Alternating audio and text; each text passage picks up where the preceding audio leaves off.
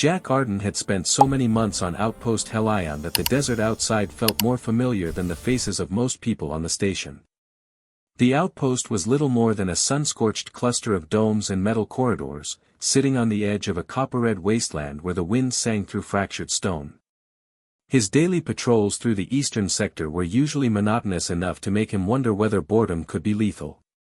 Same dunes, same rust-colored dust, same long quiet stretches where only his own footsteps kept him company. He was halfway through another uneventful shift when his helmet alarm shrieked loud enough to rattle his teeth. 3 seconds later he saw it, an angry, dark plume spiraling up from behind a ridge. Smoke. Thick, fresh, and absolutely not part of Helion's usual landscape. His boots dug into the sand as he sprinted toward it, the medical kit at his hip slapping against his thigh with each stride. The wind fought him, dragging curtains of dust across the horizon, but the smoke trail stayed visible like a warning drawn across the sky. He crested the ridge and froze. An escape pod, sleek, scorched, and very much not human, had carved a long, violent gash across the dunes before coming to rest against a jagged outcrop of obsidian black rock. The hull hissed softly, vents releasing spurts of cooling vapor. Metal strains groaned, popping like distant fireworks. Jack switched through his scanner modes, half expecting alarms to screech radiation warnings or toxic readings. Instead he got a single line of text: atmospheric conditions, survivable. Survivable was good enough.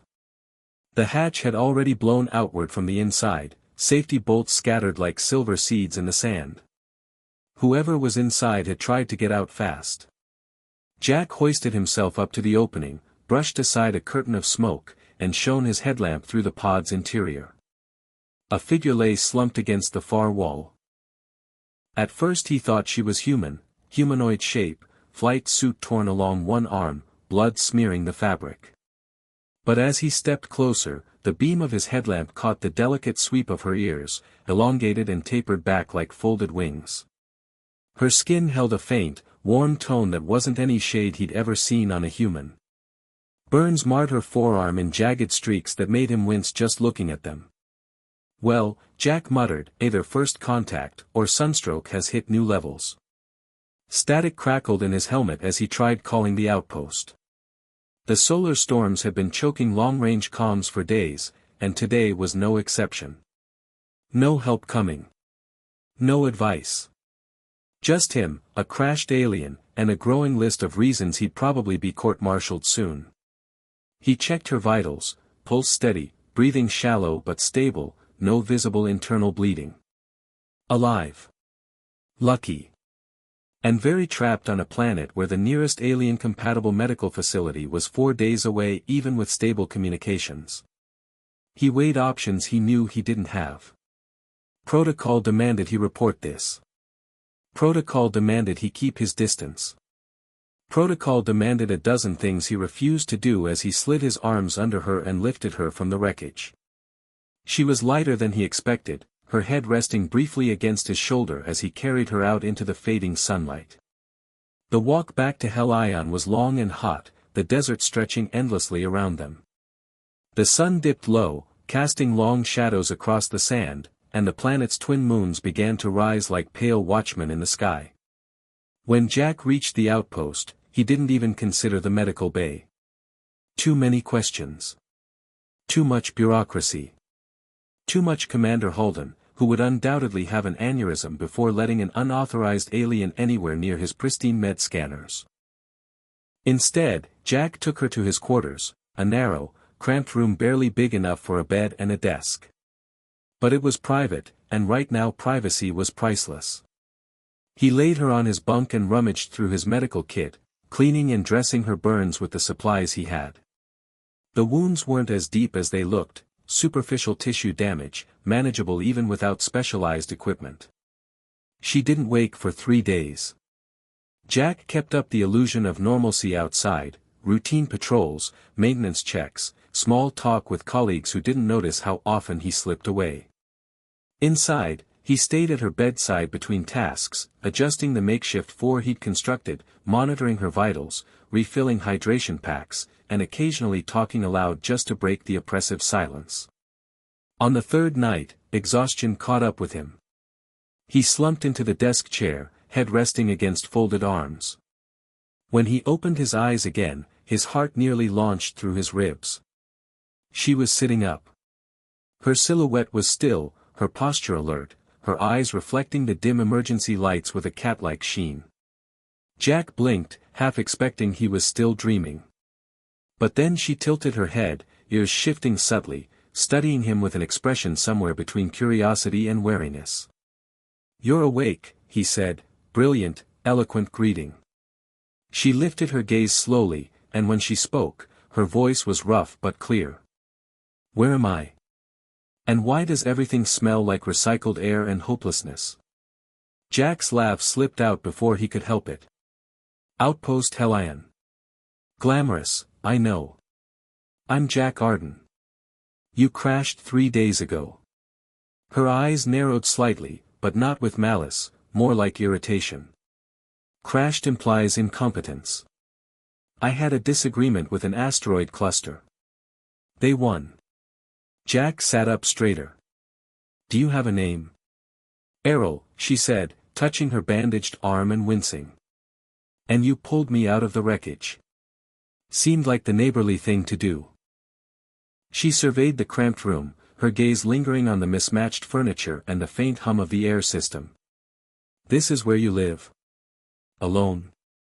"Unfortunately, yes. Privacy's the only perk in this place." Errol's expression softened almost imperceptibly, an acknowledgement, maybe even gratitude. "Thank you," she murmured.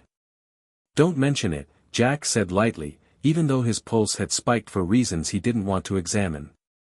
"Seriously. Don't mention it to anyone." And in that moment, her sitting on his bunk, the outpost humming around them, the desert quiet beyond the walls, Jack felt something shift. Something he didn't yet understand. But in the coming weeks, it would upend not just his life, but the balance of an entire star-spanning dynasty. Ivan the burns and the crash and the dehydration. By the fifth morning she was walking around his quarters with more energy than the aging ventilation unit, which had resumed its habit of wheezing like it was dying dramatically in a theater production. She explored everything with quiet fascination, his stack of battered holonovels, the antique compass his sister had mailed him from Earth, the faded poster of a starship from an old sci-fi franchise that had never quite died out among frontier workers. "You humans decorate strangely," she said one afternoon, studying the poster with narrowed eyes. "That's art," Jack replied, offended on behalf of the entire franchise. "That is a ship that would explode if you looked at it wrong," she corrected gently. They fell into a strange, comfortable rhythm over the next 2 weeks, one that felt too easy, too natural, for two people who technically belonged to different star systems. Jack would come back from a shift dusty and tired, and Errol would be sitting cross-legged on his bunk, tinkering with a damaged piece of her flight suit or reading one of his books upside down because she claimed the perspective improved comprehension. She'd make wry comments about his taste in food, entertainment, and furniture, and he pretended not to notice when she looked at him with something warmer than sarcasm. Sometimes she told stories about her homeworld, never specifics, always in broad strokes, like painting around the outline of a picture she wasn't ready to reveal. Her people valued tradition, she said. Duty. Lineage. Every citizen was expected to follow a predetermined path chosen by family and council. She spoke of it lightly, but Jack heard something older, heavier, beneath the words. He didn't push her. Instead, he told her about Earth, about leaving a future that felt too tight, about trading expectations for empty desert horizons and the strange comfort of obscurity. She listened with her chin resting on the heel of her hand, her reflective eyes softening at moments she recognized in herself. At night, they played a hybrid game she invented, part strategy, part storytelling, part absolute nonsense. Each card required creating hypothetical scenarios and betting on the least predictable outcome. Jack lost almost every round. You think too logically, she teased. I'm sorry for being reasonable, he shot back. That is exactly your problem. He sometimes caught her watching him after she won a round, caught the way her expression shifted, gentled, like she was memorizing the shape of him. He pretended not to notice. He wasn't sure what to do with the heat in his chest when she looked at him like that. And then, without warning, the solar storms ended. The atmosphere changed in an instant. The outpost felt sharper somehow, more alert, like a machine waking after a long stall. Communication towers hummed back to life, long-range signals returning in bursts of clarity that set commanders buzzing through the corridors. Errol felt it too. She was sitting on his bunk dealing cards when she suddenly froze, her ears tilting sharply. They'll be looking for me now, she murmured. Jack tried to swallow the sudden weight in his throat. Your people. Eventually. She played her next card with unnecessary force. They will send someone. The days that followed stretched out strangely. Too fast. Too slow. Errol grew restless, pacing, adjusting the same two pieces of equipment over and over, staring at the sky through the tiny observation window. Jack, in turn, lingered on his shifts longer than necessary and came back to his room with equal parts dread and hope. Neither spoke of the inevitable arrival. On the 17th night, unable to ignore the rising tension, they wound up on the observation deck together. The outpost lights hummed quietly behind them while Helion's twin moons drifted across the sky in their perfect, synchronized arc. The desert was silver and silent below. Errol stood at the viewport, her reflection faint and ghostlike in the glass. For a long time she said nothing. Then, softly. I haven't been honest with you. Jack's pulse stumbled. About what? She exhaled, a sound closer to defeat than relief. I wasn't merely traveling alone. I was running. Not from danger, from expectations. My family had set my entire life on rails I didn't choose. My future, my role, even who I was meant to bond with. Everything. Jack understood her too well, too painfully well. You needed space, he said quietly. I needed to remember I existed. Her fingers hovered above the glass, tracing imaginary constellations. Out here I could breathe. She turned then, looking at him in the dim golden glow. Her elongated ears cast long shadows. Her eyes caught the starlight like liquid metal. You made it easier, she whispered. Being with you. Jack opened his mouth, searching for something clever or comforting, but nothing came out. Instead he stepped beside her, shoulder brushing hers. She didn't move away. They stood that way for a long time. And when she finally reached out, tentative, almost shy, and took his hand, he held hers without hesitation. Warmth spread up his arm, settling in his chest with a quiet certainty he didn't understand yet. The next morning, everything changed. A silver ship entered the planet's upper atmosphere, silent, graceful, and carrying far too much authority in its polished hull. It descended over outpost Helion like a blade. The alarms screamed. Commanders scrambled. Officers lined up in a makeshift honor formation that was pathetic compared to the ship's grandeur. Errol stood in Jack's quarters in the formal suit from her escape pod, looking like someone returning to a life she tried desperately to flee. I should teach you something, she said suddenly, her voice softer than he'd heard it yet. A phrase in my language. She said it slowly, melodic, complex, beautiful. She made him repeat it. Again. Again. Correcting his tongue, guiding the cadence, laughing softly when he butchered a vowel. He memorized it, though he didn't know why it felt so important. What does it mean? He asked. A farewell, she said. One we say when we don't know if we'll meet again. She didn't say anything else. They walked to the airlock together. And when she turned toward him, eyes bright, expression aching, Jack had the strange, sharp sense that something enormous was happening just outside his understanding. She said the phrase again, the same one she'd taught him, but with a different weight in her voice. so much heavier, so much more alive.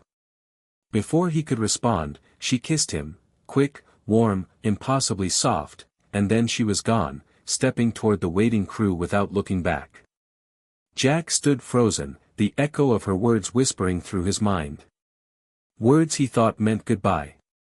He wouldn't understand their true meaning until it was far, far too late. In the coming weeks, it would upend not just his life, but the balance of an entire star-spanning dynasty.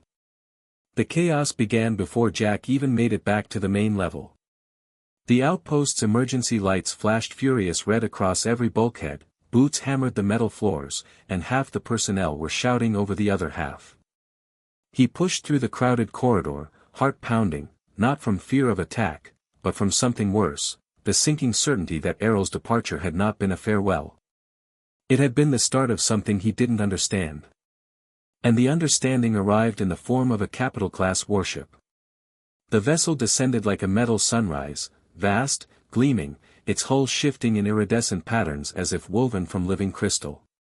It dwarfed everything in orbit and cast a long, cold shadow over the outpost landing pad. Even the escort craft looked deadly enough to flatten Helion twice over. By the time Jack reached the hangar, the place had transformed into a frantic attempt at diplomacy. Commander Halden paced circles so quickly his boots squeaked, muttering about protocol violations and impending diplomatic disaster.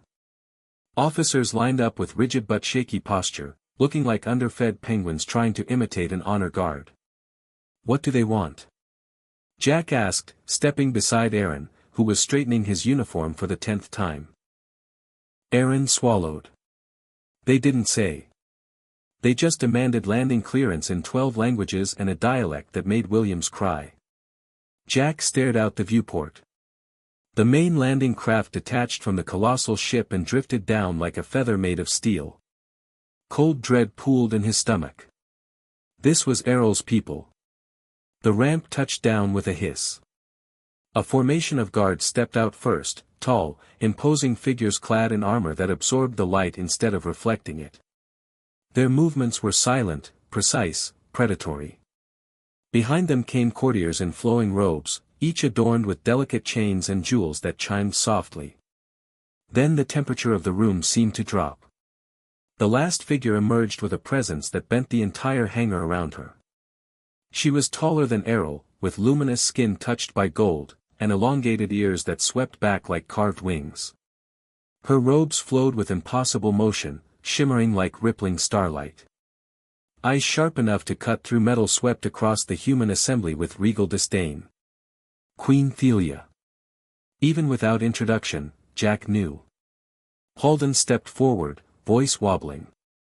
Your Majesty, on behalf of the Helion outpost.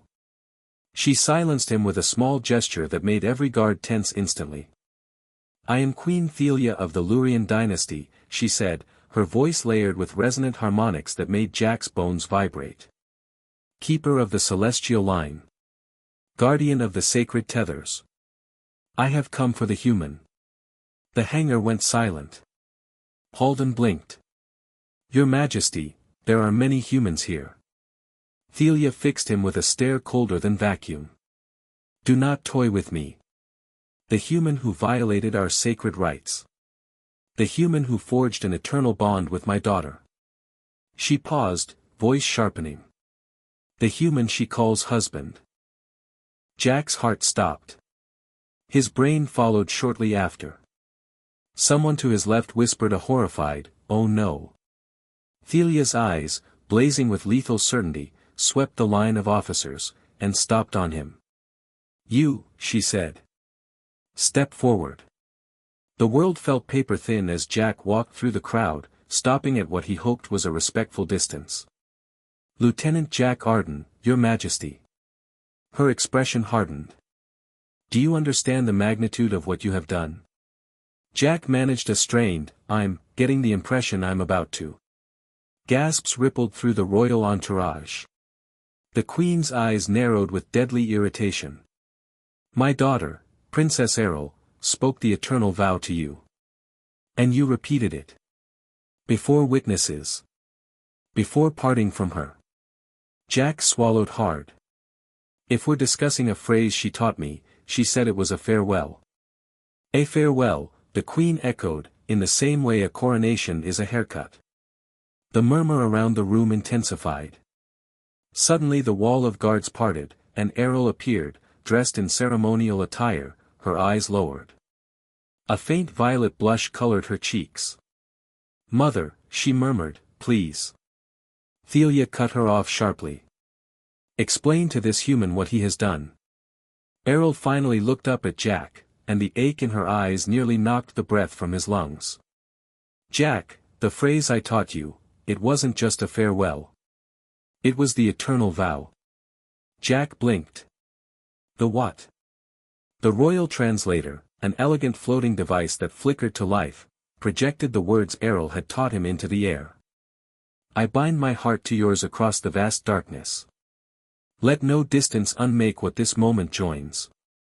I am yours, as you are mine, until the final star dies." Jack stared. "That's not hello." Aaron made a strangled noise behind him. Commander Halden fainted, quietly, politely, flat on his back. Errol wrung her hands, ears angled in distress. "The vow is only binding when both parties speak it back. I thought, when you said it, that you understood." Jack felt his knees wobble. "I had no idea. Errol, I thought you were giving me a poetic goodbye." The Queen's glare intensified. "My daughter believed you accepted her bond. And under our laws, that makes you her consort. You are bound." Jack inhaled slowly. "So to summarize. I accidentally married an alien princess."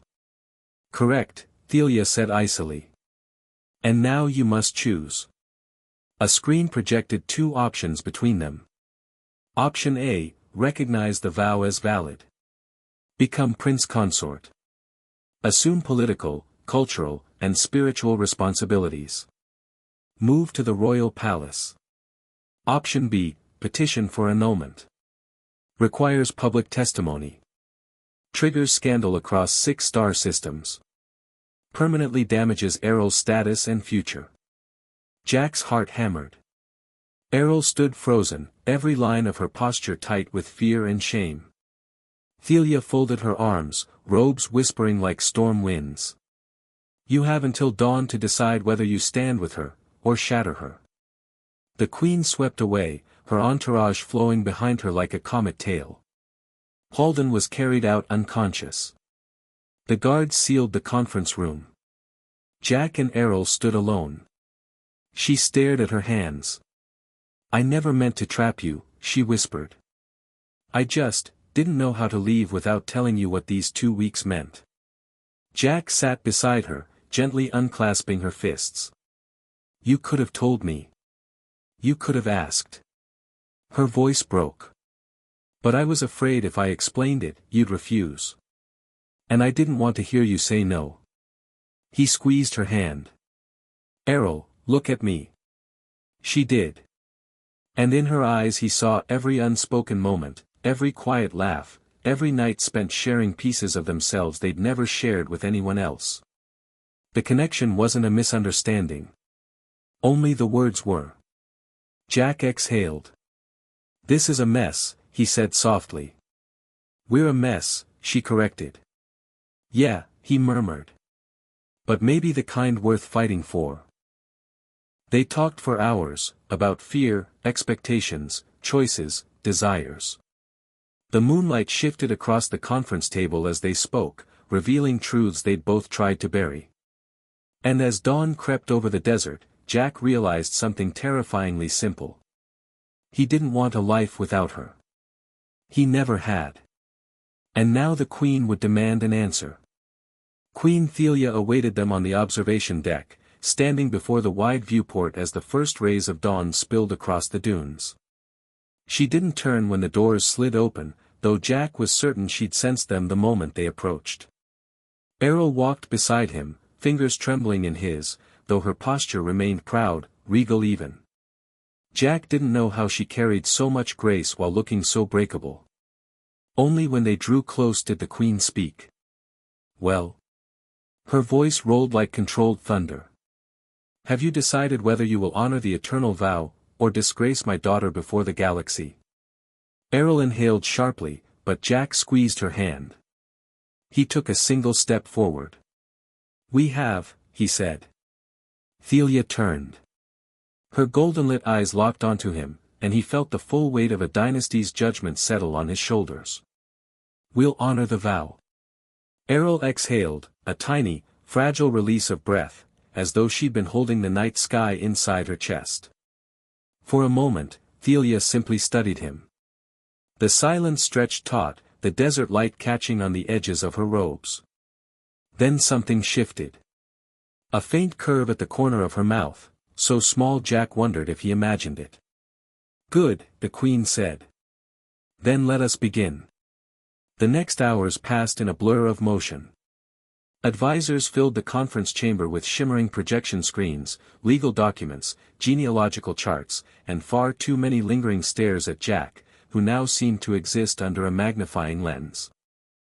Errol hovered beside him, guiding him through every unfamiliar symbol, every ceremonial expectation. Whenever his nerves surged, she pressed her shoulder to his, quiet, steady, grounding. He hadn't realized just how much he needed her nearness until now. And every time she spoke, soft, sure, patient, he felt himself falling into a future he hadn't known he wanted. Thelia observed him throughout the process, occasionally murmuring to her attendants in the lyrical harmony of her language. Every so often her gaze flicked toward him with something almost calculating. As if she were assessing not just his worthiness, but the shape of the man beneath the fear. Finally the Queen dismissed her entourage and addressed him directly. Human, Jack Arden, she said. Do you understand that by accepting the vow, you enter our dynasty not as an ornament, but as someone tied to the line of succession? Politics. Responsibility. Danger. All will follow you. Jack nodded grimly. Sounds like my family holidays. Errol choked on a laugh. The Queen stared at him, stunned for half a second before rubbing her temple. Your humor, she said, will be an adjustment. Jack shrugged. It's that or panic screaming. I'm choosing the fun option. Though the Queen's expression remained stony, Jack could swear the air around her eased by a fraction. Errol stepped forward, addressing her mother quietly. He chooses this willingly. He chooses you willingly, Thelia corrected. Which, for once, means my advisors will be correct about something. They predicted that genuine affection would complicate matters. Jack blinked. Your advisors predicted this? No, Thelia said. They predicted you would create chaos. This situation simply aligns with their expectations. Jack opened his mouth to respond, but the Queen lifted a hand. Enough. Your decision stands. We depart within the hour. Errol's eyes widened. So soon? Thelia's voice softened, barely. If we linger, the gossip networks will ignite. You know how the Council thrives on scandal. Errol nodded reluctantly. Jack swallowed. Guess I should pack. Yes, Thelia said dryly. Gather whatever few belongings you deem necessary for your new life. Make it quick. Jack's quarters felt strangely small when he returned, like a memory collapsing in on itself. He folded his few clothes, tucked away the compass, paused at the poster Errol had mocked so relentlessly. You're taking that? She teased from the doorway. Absolutely, Jack declared. If I'm becoming accidental royalty, I need something embarrassing to hang in the palace. Errol stepped inside, running her hand over the desk where they had played countless rounds of their invented card game. Her expression dimmed. I'll miss this, she whispered. This room. This simplicity. The quiet. Jack leaned against the bunk. We'll make our own quiet. Somewhere in that giant palace of yours, there has to be a forgotten corridor or two. Her ears twitched in amusement. 37, actually. I mapped them as a child. Well, Jack said, slinging the bag over his shoulder, "Looks like I married a rebel." Errol stepped closer, her voice softening. "Jack. I need to teach you something before we leave." He tilted his head. "More vows I should worry about?" "Nothing dangerous," she promised with a shy smile. "Just, how to say, 'I love you.'" "We skipped that part." Her words stole his breath. Errol murmured 3 musical syllables, fluid and warm. Jack repeated them, clumsy at first, then more confidently as she corrected him, guiding his mouth with gentle hands. When he finally managed the right sound, she touched her forehead to his. "You said it properly," she whispered. "Good," he murmured. "Because I meant it." This time she kissed him first. The royal vessel swallowed them in a sweep of shimmering metal. Jack stared out the viewport as Helion shrank against the desert horizon. The outpost looked small, insignificant, compared to the life awaiting him. Ahead lay duties he wasn't prepared for, ceremonies he would stumble through, political circles that would judge his very existence. Forks. Poison tests. Traditions stranger than anything he'd ever imagined. But Errol's hand remained in his the entire time the ship ascended. And somehow, impossibly, the galaxy felt less daunting with her beside him. He turned to her, squeezing gently. "Ready to go home?" She smiled, not the small, careful smile she used with the court, but the real one he'd seen in the quiet of his quarters. "With you?" she said. "Yes." The stars stretched forward, beckoning. And together, they stepped toward a future neither had expected, but both had chosen. What happened on Outpost Helion wasn't just a collision of 2 lives, it was the meeting of 2 people trying to outrun the expectations placed on them. Jack Arden thought he was escaping the suffocating plans others made for him. Errol fled a future constructed long before she was old enough to choose it. Neither expected the universe to throw them together in the middle of a desert, or to discover in one another the kind of connection that rewrites entire star systems' worth of rules. Yet that's exactly what happened. Their story is a reminder that sometimes the choices that terrify us most are the ones that lead us somewhere we were meant to be. Jack didn't plan on becoming a prince consort of a dynasty older than Earth's written history. Errol didn't plan to tie her soul to a human who fixed ventilation units for fun. Yet they both stepped into the unknown, not because it was safe, but because they weren't willing to walk away from something real. If you enjoyed this story, make sure to subscribe so you don't miss the next one. And hey, go ahead and like the video if you felt even a spark of cosmic romance in your chest. It helps more than you know. Finally, if you think someone else would love this interstellar mess of destiny, rebellion, and unexpected vows, share it with them. Spread the chaos. Spread the starlight.